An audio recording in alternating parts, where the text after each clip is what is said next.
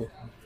Hello, this is Grassroots Rising, and I'm your host, Jimmy Skogard. I'm here in Thermopolis with Mark and Butch, and we're going to solve the problems of Wyoming in about 3, maybe 5 minutes.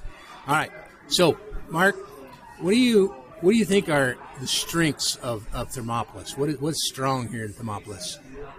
Well, right now it's not very strong with what's happened in the last couple of years, but hopefully this election will turn things around. We're turning the election around in Thermopolis, and who are we supporting here in Thermopolis? Are we gonna name names? No naming names. We're gonna say that as long as you're not aligned with the control caucus, we're okay. Is that okay to say that on the air? Yeah. Okay. Because I've kind of come up with this control caucus thing, and it pisses off some people. Yep. But I think they need to be woken up. What do you think, Butch? I'm with that. I understand it, and I think people need to think outside the box on what they're hearing from different candidates. Candidates are going to try to tell you what we all think we want to hear, or what they think we want to hear. And you just have to make sure that they stay to their word, what they tell us, what their goals are, hold them to their word, which is hard as a voter to hold a candidate once they're in office, once they're in that position, to keep them at their word of what they told you what they're wanting to do before you go and vote for them. So Butch is saying that we need to hold our candidates accountable for the messages they're sharing with us. What do you think? I agree with that. Yeah, we're going to hold them accountable. What about a little bit of transparency? Have you ever heard that word before? Absolutely. Okay, so we want to know what you're legislating before you go ahead and legislate it, right? If you're going to, I read something about a technique that the House uses where they add a bunch of stuff to a pile of bills. And so what were they called? You have any idea what they call that? Is it the? It's okay, but you just add everything because nobody's opposed to it, right? You just throw it into a 2,000-page bill, and you put a couple lines in here or there, add some amendment or some kind of something that the rest of us didn't agree on. Yeah, so we need to. And so we don't get to vote on the bill. We may not even hear anything about it. There may be no discussion about it. But anyway, what do they call that? What is the word for that? There is a word. I got it in another podcast, and then I forgot because I'm bad. But hey, that's what happens when you start at the top. You don't spend all that time learning all the terminology and all the maneuvering and stuff like that. That's what I like about me. I don't have any experience, and you know what? I have one job, and that's to represent Wyoming. So, you're from Wyoming? Yes, I grew up in Grable. Okay. And Basin. I went grade school in Grable, and then high school in Basin, and then I went to the University of Wyoming, joined the Wyoming Army National Guard, worked in Laramie for about 10 years. You probably said this earlier. We couldn't hear you very good in the back. Oh, I'm sorry, but that's right. But yeah, thanks for asking. I'm sorry. I just didn't mean for you to repeat yourself. No, that's okay. I need to repeat it as many times as I can because this is how we win on grassroots type movements. So I can tell you. Mark grew up here, graduated high school here, right? 76, 74. 74, okay. I was trying to give you a couple of years. So I've seen photos of him in high school. That's the only reason I know him. And his family and his daughters and everybody's grown up here. And we have a strong background in oil and gas, right? And gas, yeah. Maybe not so much gas, but it's a lot of petroleum. And, of course, I am going to say, and even though that's on the other side of the mountain from us, but biggest coal producer in pretty much the nation at least. Powder River Basin. Yes. Yeah. And so I think that's what we're looking at, energy for the whole United States and the world. We ship a lot of coal overseas. Is that correct, right? Yeah. So this is where it comes from. So we got to take care of Wyoming. Right. I'm drawing Wyoming. Right. So that's a square for folks listening. The rest of the country, they got their own things going on or whatever. But being one of the largest producers of energy, possibly almost in the world, at least in the United States, I think we need to stand behind that. We need more people to protect that.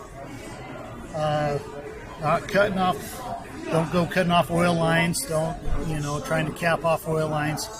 More production. And we're saying drill, baby, drill. And I don't know how much more we could do of that in Wyoming, but we have a lot of oil producing fields here in Wyoming that we could probably do more work to. Yeah, which what you're telling me. More. You're telling me that oil, gas, and coal are very important to the Wyoming economy. Yeah, well, I think it's pretty much important to the whole United States. I don't think anybody's going to stop driving tomorrow, and I don't think they're going to stop driving next year or the next 2 years. It's not just fuel. We know that. Tires, plastics, all kinds of stuff. We're sitting on, glasses, everything, your clothes. That is an important thing. And as the next senator for Wyoming, that is going to be a priority of mine, is to maintain that type. I just think, especially in Hot Springs, maybe in Washakie and Natrona County, Commerce County, Natrona, all these counties, Carbon County, all over the state, basically. I'm not going to talk bad about Campbell County, but yeah.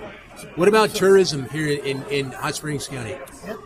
It's still good. We got fishing. Fishing has really taken hold of it. It really has. You guys have gotten some nice fish in here. What do we have? We have more. Oh yeah, we have great fishing here. Probably top 10. Blue trout, or what do you call it? Cutthroats or rainbow? What do we got? Rainbow. Yeah. Brown rainbows. So top 10 in the nation, I think, is what I used to hear. Right here, Wind River, Big River, or Bighorn River, Wind River. And the Thermopolis. And that's some top 10 fishing, huh? Top 10 blue ribbon. Blue ribbon fishing. Blue ribbon trout fishing. So tourism's important. I think one of the, we're right next to the Platte River through Casper. It's like we're close right there. So you got that tourism, yeah. Right. As far as tourism, not here just in Hot Springs, but you got Tetons, Yellowstone. I mentioned something about a gentleman interrupting a conversation that I was having at a coffee shop. He brought up the concept of mussies, and they're out to kill us. And I'm like, and I turned around to him and asked him what that was, and he told me it was Muslims, and they're operating under Sharia law in Casper, Wyoming. What do you guys?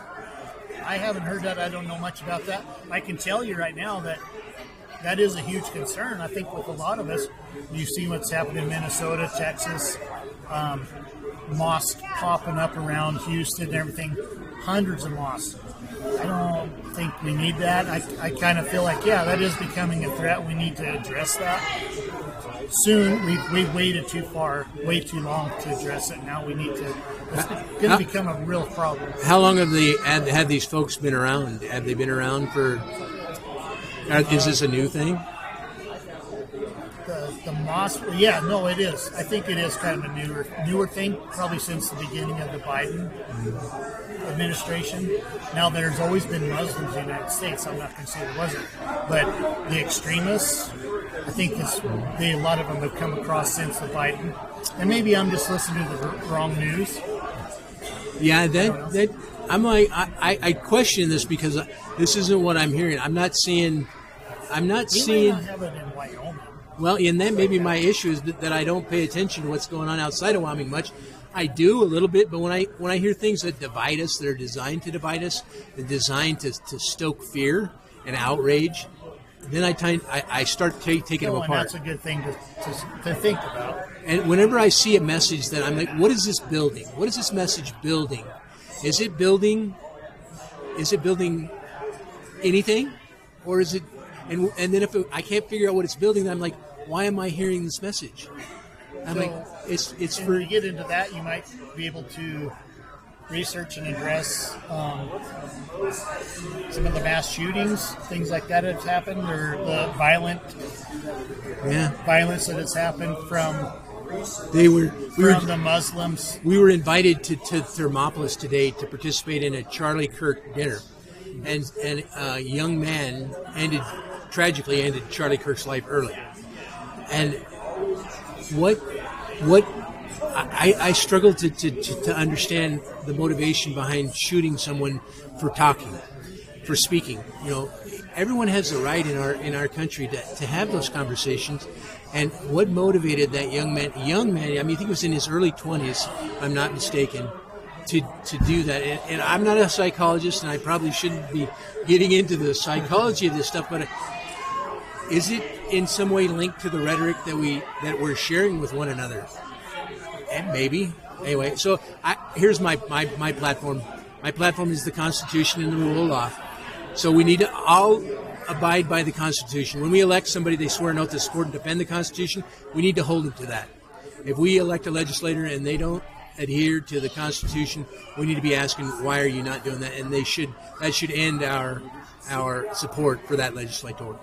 And the reason why I started getting all up in arms about what I call the control caucus is because I found several instances when I talk about those 38 bills that are contrary to the state of Wyoming's Constitution, specifically Article 1, Section 27, which says we enjoy the right to an untrammeled suffrage, which means you don't mess with our right to vote. And I saw several bills that messed with our right to vote. And to me, that's wrong in Wyoming. For two very good reasons. One, that concept that when you swear an oath to support and defend the Constitution, then you turn around and dump on your oath. What are you doing representing your constituency? We have the guardrails of our Constitution there for a reason. And we did that. Our forefathers, the people that came before us set those guardrails up for us, and we want to disregard them. If we want to disregard those guardrails, then we need to change them before we disregard them. What do you guys think about that? Is that it? Should we be able to just do whatever we want? No, not in my opinion. I think the Constitution it's written down in black and white. We need to stick by that. And I know there's amendments that can be made, but if the amendments to something in our Constitution are going to be made, then everybody needs to be able to vote on it to decide. Ballot initiative. That are legal voters. Registered voters. Put it on the ballot. Show an ID. I'm all for that. Yeah. What about? Yeah, we could go on. I think there's a lot about. We might be getting over our 3 minutes. Yeah, so any final thoughts, guys? Well, First Amendment, Second Amendment, big in Wyoming. Yeah, First Amendment. Oh yeah, and Second Amendment. The right to speech and the right to keep and bear arms. I think on average we own at least 14 guns per capita in Wyoming. I think Wyoming's in the top 5 or something for the United States. I kind of like that. That Second Amendment's there for a reason, to prevent tyranny. If we all had to get down and get in the ditches, I guess we'd have to do it. But I don't propose that. I don't think that we need to do that. We need to use our voices first. We need to come back together as a state. First Amendment is first. Yeah, the First Amendment's first. Second comes after. Yeah. We come back together. We work together. We can do anything under the sun. And the best ideas are out there amongst the people. That's why I like talking to everybody. Anyway, I'd like to thank everybody for listening today, and I'll talk to you tomorrow.